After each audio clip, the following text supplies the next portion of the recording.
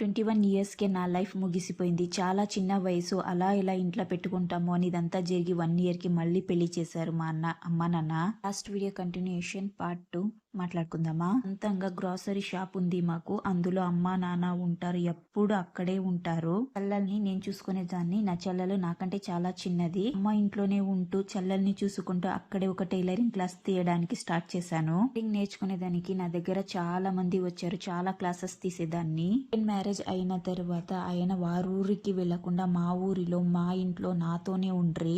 చాలా సొత్తులు ఉన్నాయి. అంటే నా సెకండ్ హస్బెండ్ కి చాలా సొత్తులు అంతా ఉన్నాయి. అలా బాగానే సాగుతుండే. నాకు ఒక అమ్మాయి ఉంది. నాకి మా ఆయనకి 3 ఇయర్స్ ఏజ్ డిఫరెంట్ అంతే. సెకండ్ హస్బెండ్ కి నాకు ఏమి ప్రాబ్లమ్స్ లేకుండా పెళ్లి లైఫ్ చాలా హ్యాపీగా సాగుతుండే. వారి ఊరిలో ఇల్లు ఆస్తులు అంతా వదిలేసి నాకు కూడా ఉండ్రి. నా చెల్లెల్ని చూసుకోవడానికి ఎవ్వరు లేదు అని ఆమెని ఒక మంచి ఫ్యామిలీకి ఇచ్చి పెళ్లి చేసిన తరువాత మా హస్బెండ్ ఊరికి వెళ్ళి సెటిల్డ్ అవుతామని అనుకుంటుని. మనం అనుకున్నదంతా అవుతుందా? అవ్వదు.